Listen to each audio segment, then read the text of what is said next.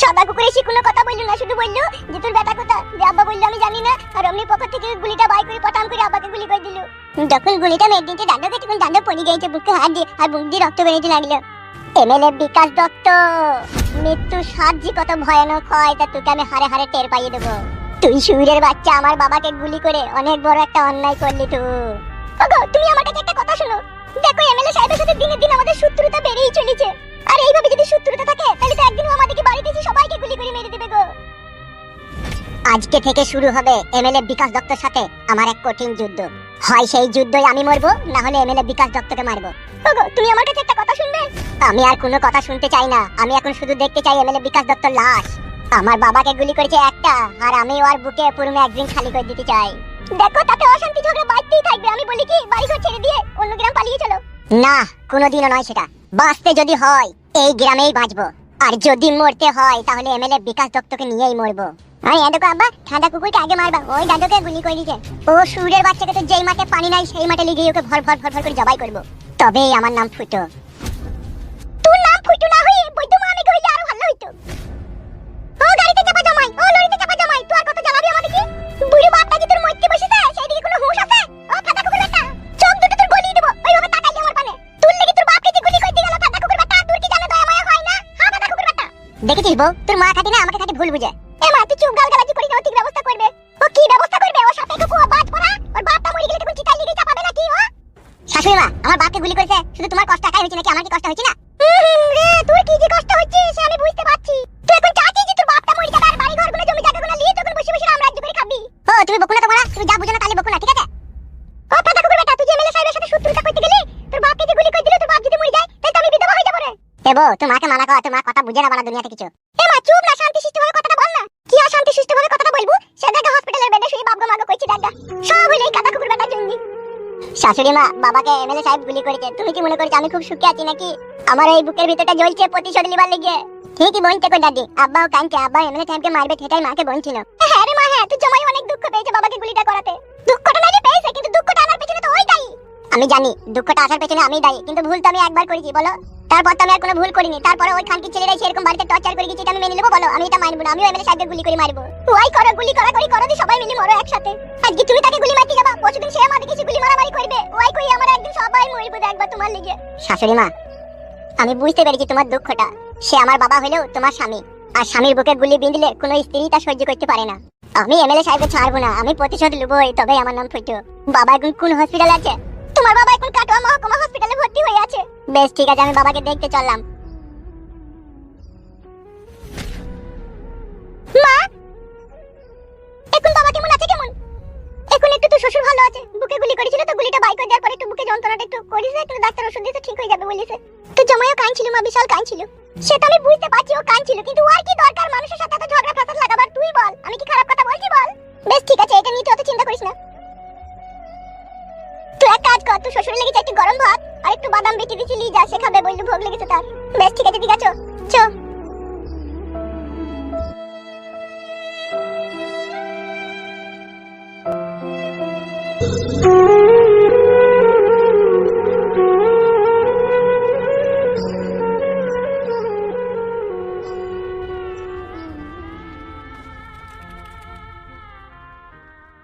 আব্বা কে?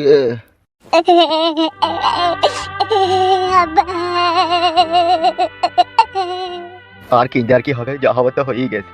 আব্বা গো, যা কিছু আজকে ঘটেছে সব আমার জন্য আব্বা। তোকে আমি বারবার একটা কথা বলি, লোকে ঝুট ঝামেলায় থাকিস না থাকিস না, তুই আমার কোনো কথা শুনিস? আমি বুঝতে পারিনি কো আব্বা, এরকম করে ও চুদির ভাইরা তোমাকে গুলি করে দিয়ে চলে যাবে। এখন তো বুঝতে পেরেছিস? বুঝতে পেরেছি আব্বা, কিন্তু আমি ও সুরের বাচ্চা এমএলএ বিকাশ দত্তকে আমি ছাড়বো না, আর কলজির ঝালকে বাই করে আমি দুই পায়ে করে চটকাবো, তোমাকে বলে রাখলাম আমি। তুমি আমার আব্বা, তোমাকে গুলি করেছে, আমার বিশাল কষ্ট হচ্ছে। চুপ চুপ, কাঁদিস না, চুপ। আমি অন্যায় করেছি, দোষ করেছি, খানকির ছেলেরা তোদের হিম্মত থাকে তো আমাকে গুলি করবে, সুরের বাচ্চারা। চুপ চুপ, বকিস না, তুই একটু সাবধানে থাকবি। সাবধানে তো থাকবো আব্বা, আর তোমাকেও বলে রাখছি আব্বা, আমি এমএলএ বিকাশ দত্তকে ইচিং বিচিং মার দেবো, দেখে নেবা। সব যা হবার হয়ে গেছে, আর ঝুট ঝামেলা বাড়াইতে হবে না, সব তুই সাবধানে থাকবি। আমি সাবধানে থাকবো না আব্বা। আমি এমএলএ বিকাশ দত্তর কলজিকে বাই করে মিক্সচার মেশিনে ভরে জুস বানিয়ে খাবো, তবে আমার জানে শান্তি হবে। চুপ চুপ, কাঁদি না, চুপ। তুমি কিছু খেয়েছো আব্বা? না না, আমি হসপিটালের খাবার খেতে পারি না, গন্ধ করে। তোর মাকে বলেছি তোর বইয়ের হাতে চাইছি ভাত লিয়ে পাঠিয়ে দিবে। আব্বা গো, বলি কলা আপেল এনে দেবো আব্বা, খাবা তুমি? না না, এখন ওইসব জিনিস খাওয়া যাবে না, ডাক্তারে বারণ করেছে। বেশ ঠিক আছে আব্বা, তুমি তাহলে থাকো, আমি সন্ধ্যাবেলায় আবার একবার আসবো তোমাকে দেখতে। হ্যাঁ আব্বা। না না, সন্ধ্যেবেলায় আসতে হবে না, তুই সাবধানে থাকবি, আমি ঠিক ভালো থাকবো, তোকে বারবার আসতে হবে না, ওরা দেখতে পেলে অসুবিধা আছে।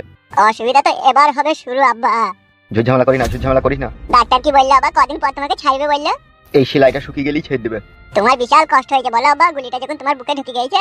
আমি বাপ, তুই আমার ছেলে, তুই জেনে আমি হাজার কষ্ট সহ্য করবো রে বাপ, কিন্তু তোর কিছু হইলে আমি সহ্য করতে পারবো না, বুঝলি বাপ? সেই জন্য বলছি ওসব ঝুট ঝামেলা করিস না, তুই নিজেকে সাবধানে রাখবি, বুঝলি তো? চারিদিকে আমাদের শত্রু এখন বেরিয়ে চলেছে। বেশ ঠিক আছে আব্বা, তুমি বেশি কথা বলো না, তাহলে আমার বুকে যন্ত্রণা করবে। আমি আসছি আব্বা, হ্যাঁ তুমি তাহলে থাকো। বেশ ঠিক আছে, যা।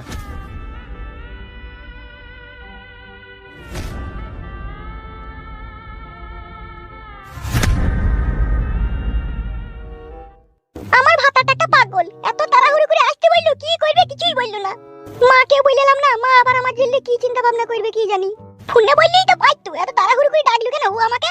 চলে এসো তুমি? হ্যাঁ চলে এসেছি। কি ব্যাপার, কি এত তাড়াহুড়ো করে আসতে বললে তুমি? তাড়াহুড়ো আবার কি? আমি তোমার স্বামী, তুমি আমার বউ, আমি দেখেছি তুমি এসেছো। কি এমন কাজ আমাকে নিয়ে যে তাড়াহুড়ো করে ডাকতে হলো?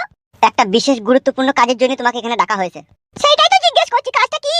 একটা কথা বলবো তোমাকে। একটা কেন, তুমি হাজারটা কথা বলো, আমার কোনো অসুবিধা নেই। তুমি তোমার স্বামী, তুমি বলবে না তো কে বলবে? তাহলে অত যখন ভালোবাসো, অত যখন বিশ্বাস করো, তখন আবার অত চিন্তা কিসে তোমার? শুনো, চিন্তাটা আমাকে নিয়ে নয়, ঠিক আছে? আমি যে বাড়ি থেকে চলে এসেছি, কাউকে কিছু বলে আসিনি, ঠিক আছে? তাহলে আমাকে বাড়িতে ওরা খোঁজাখুঁজি করবে না বলো? সে তোমার অত চিন্তা নাই, আমি ফোন করে শাশুড়ি মাকে বলে দেবো, আমার বউ আমার কাছেই আছে। বেশ, সে না হয় বলবে, তা বলো এখন কেন তাড়াহুড়ো করে ডাকলে সেটা বলো। কি হইলো বলো? বুবার মতো চুপ হয়ে গেলে কেন তুমি? কি গো, তো হুট করে চাইছো কেন, বলো কেন? বলবো, কিন্তু তার আগে তোমার কাছে একটা কথা জানতে চাই আমি। বলো, কি জানতে চাও? আমি সব বলতে রাজি আছি, বলো। কথাটা হচ্ছে শোনাবো। কি বলো? আমি যদি মরে যাই তোমার কষ্ট হবে? ও মা, আমার গালে গালি গলায় দড়ি, কি সর্বনাশের কথা বলছি গো। কি ও কথা বলছো কেন গো তুমি? আমি আর বাঁচতেও পারি, নাও বাঁচতে পারি বউ।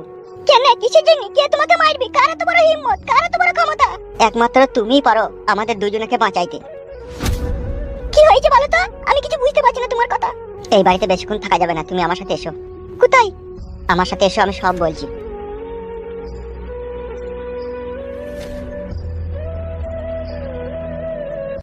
বারবার কোন আমাকে এখানে বসিয়ে রেখে দিয়ে গেছে, কোনো আশা কোনো নাম নাই গো। ইয়ার মুকুড়া ও মুড়ি লাগিয়ে বাড়া, আমি বাড়ি পালাই। বাল আমার ভাল লাগে না। কই রে ফালতু, কুত্তা উঠে বসে আছিস বে? নিচেতে মশা লাগছিল বলে উপরে উঠে বসেছিলাম। ও, ফুটো আসে না কোনো? না না, কো এখনো আসেনি তো। ও কি? না বলবো না। বল না, কি বল। ও মেয়েটা কে? এইটা? হ্যাঁ, ওটা আমার বেসন ফাটার যন্ত্র। বেসন ফাটা মানে কি? শালো বৈদ্যুর সাধারণ জ্ঞান বুদ্ধি নাই। না নাই কো, সবই আছে। সবই আছে, তা বেসন ফাটা বুঝতে পারছি না কেন বে? তা বললো কি, তবে তো বুঝতে পারবা। বে, বেসন ফাটা মানে আমার বউ বে। বুকাচুদা, রাত 9টা 10টার পরে বউয়ের কাছে যখন শুই আমি, দুই ঠ্যাঙের মাঝখানে যখন ভরি যখন মারি ফটাম ফটাম করে রজ ওঠে না, তাকেই বলে বেসন ফাটাবে। মার বাল, আমি মনে হয় বেসন ফাটিনি নাকি, আমি জানি না নাকি বেসন ফাটা কিরকম রজ হয়। ক্যাক ক্যাক করে রজ হয়। ক্যাক ক্যাক করে তো খাট লড়বে, খাট লুজ থাকলে পারে। ওইটাই তো হয়, তুমি আবার বলছো পটাম পটাম করে রজ হয়। ওই জন্য শালো তোর বউ পালিয়ে গেছে, বেসন খাইতে পারিসনি বলে। আবার তাকাচ্ছিস কি বে? ঠিকই তো বলছি। বেশ ভাই, তোমার কথাই ঠিক না। ওগো, তুমি আমাকে কিসের জন্য এখানে নিয়ে আনলে? তোমাদের আলতু ফালতু কথা শোনার জন্য নাকি? না না, আলতু ফালতু লয়, আমার বন্ধুটা আসুক তারপরে বলছি। কি ব্যাপার, কি রে ফুটো, মন মেজাজ খারাপ কেন? আমার বাবাকে এমএলএ বিকাশ দত্তর লোক সাদা কুকুর গুলি করেছে। এ তুই কি বলছিস কি ফুটো? ঠিকই বলছি ভাই, বাবা হসপিটালে ভর্তি হয়ে আছে, বুকে গুলি করেছে। দিয়ে তোর বাবা এখন কেমন আছে? বাবা এখন হসপিটালের বেডে শুয়ে আছে।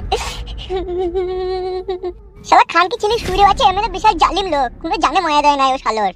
এটা সহ্য করা যায় বল? সহ্য তো করা যায় না রে, মনে হচ্ছে এক্ষুনি গিয়ে খানকি ছেলেকে বেলেটে করে কেটে চিড়ি চিড়ি দিয়ে লবণ হয়ে আসে। লবণ ভরা মৃত্যু তো ওর সাজা কম হবে, আমি ভেবে নিয়েছি। ওর কলজি ফ্যাপসা তিল্লি গুড়দা মগজকে বাই করবো। যেভাবে খাসির মাংস রান্না করতে গেলে মশলাটাকে অনেকক্ষণ ভাবে কষায় না, সেইভাবে কষাবো মশলাটাকে। তারপরে ওর কলজি তিল্লি ফ্যাপসা গুড়দা মগজ করে কড়াইয়ে দিই না, 1 ঘন্টা থেকে কষবো। কষার পরে না মদ ঢালবো, জল ঢালবো না।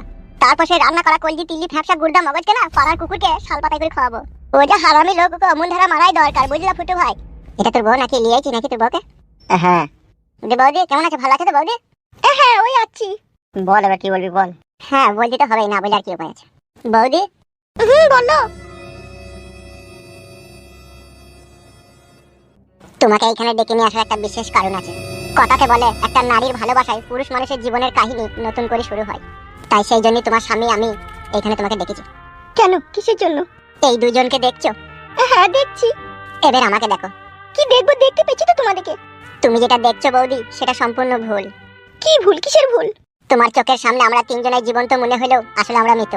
কি বলছো? কিছুই বুঝতে পারছি না আমি, একটু বুঝিয়ে বলবে? তুমি নিশ্চয়ই শুনেছো কিছুদিন আগে আমাদের গ্রামে যে রেপ করে যে মেয়েটা মরে গেল, এমএলএ সাহেবের মেয়ে। হ্যাঁ শুনেছি, সেটা আমার স্বামী করেছে, ও বাড়িতে বলেছে। তাহলে শুরুটা যখন জানতেই পেরেছো, তখন শেষটাও জানো। বলো। আমাদের এই তিনজনকে মার্ডার করার লেগে এমএলএ বিকাশ দত্ত সাহেব ফান পেতে বসে আছে। আর এমএলএ বিকাশ দত্ত সাহেবের সাথ দিচ্ছে থানার পুলিশ। আর আমরা তিনজন যদি মরে যাই, আমাদের বাবা মারা হয়তো চিতায় পুরানো ছাড়া আর কিচ্ছু করতে পারবে না। এমএলএ বিকাশ দত্ত সাহেবের বিরুদ্ধে লড়াই করে আমাদের খুনের প্রতিশোধ নিতে পারবে না। তাই তোমার স্বামী আর আমি মনে মনে চিন্তা ভাবনা করেছি, প্রতিশোধ নেবার একমাত্র হাতিয়ার হচ্ছে তুমি। আমি? সেটা কি করে? একটা নারী যা করতে পারে একটা পুরুষ মানুষ তা কখনোই কোনোদিনও করতে পারে না। কি করতে হবে আমাকে? আমাদের এই তিনজনের জীবনকে বাঁচাতে হবে তোমাকে। আমি কি করে বাঁচাবো? এমএলএ সাহেব যদি তোমাদেরকে মার্ডার করে ফেলে? ওইখানে গুড়ে আর মধুতে পাইল করে ভরা আছে। কি বলতে চাইছো একটু গুছিয়ে ভালো করে বলো না। তাহলে শোনো, এমএলএ বিকাশ দত্ত সাহেবের ডান হাত আর বাঁ হাত হচ্ছে সাদা কুকুর আর হামসাপার। আর এই হামসাপারকে তোমাকে হাত করতে হবে। হামসাপারকে তোমার জৈবনের লোভ লালসাতে ফেলে তোমার জৈবনের অতই সাগরে ডুবিয়ে তাকে পাগল করে দিতে হবে, যাতে সে তোমার জৈবনের এক গ্লাস রস খাওয়ার জন্য পাগল হয়ে থাকে। আর সে পাগল হয়ে গেলেই আমরা তিনজন বেঁচে যাব। হামসাপার পাগল হইলে তোমরা তিনজন কি করে বাঁচবে সেটা তুমি বুঝতে পারছি না। যখন সে তোমার জৈবনের নিশায় খেপা কুকুরের মতো দৌড়ে বেড়াবে, তখন তুমি তাকে যা বলবে সে তাই শুনবে। আর একদিন ওকে তুমি তোমার ঘরের ভিতরে ডাকবে, তোমার শরীরের সমস্ত সাজ পোশাক খুলে ফেলে দেবে। তারপরে হামসাপারকে তোমার কোলে বসিয়ে 2 বোতল মদ খাইয়ে দেবে তুমি তাকে। যেমনি হামসাপার 2 বোতল মদ খেয়ে ফেলবে, তার মাথা থেকে ওলঢোল হয়ে যাবে। আর ওই সময়তে হামসাপার তোমার সাথে যৌন মিলন করার চেষ্টা করবে। আর সেই সময় তুমি তাকে যৌন মিলন করতে দিবে না, তার আগে তার সাথে একটা শর্ত রাখবে তুমি। কি শর্ত রাখবো? সেই সময় তুমি বলবে এমএলএ বিকাশ দত্ত সাহেবের মুন্ডুটাকে কেটে তুমি আমার কাছে নিয়ে আসো, তবে আমার সাথে তোমাকে যৌন মিলন করতে দেবো। সেটা কি সে করবে? পুরুষ মানুষ ওই 5 মিনিটের যৌন মিলন করার জন্য গোটা দুনিয়াকে ভুলে যায়। তাই তোমার কাছে একবার শোয়ার লেগে ওই কাজটা করতে বাধ্য হয়ে যাবে তখন। কি রে, কিছু বল তোর বউকে। কি বলবো, আমার বউ তো জ্ঞানমান মেয়ে, ও সবই তো বুঝতে পারছে নিজের স্বামীকে বাঁচানোর জন্য এটুকু কাজ তোকে করতেই হবে। আর না করো না বৌদি, প্লিজ। আমি অবশ্যই চেষ্টা করব তোমাদের তিনজনের প্রাণ বাঁচানোর জন্য। সত্যি ভাই কালো কুকুর, ভাগ্যগুণ একটা বউ পেয়েছিলি রে, এরকম বউয়ের পা ধুয়ে পানি খাওয়া দরকার রে। থাক, ও কথা বললে আমাকে লজ্জা দিও না। সত্যি তোমার মতো মেয়ের কোনো তুলনা হয় না। এখন আমাকে বলো, আমি হামসাপারকে কি করে প্রেমের জালে ফাঁসাবো? ওই শুইরের বাচ্চাকে ফাঁসানোর জন্য একটাই রাস্তা খোলা আছে। কি সেই রাস্তা?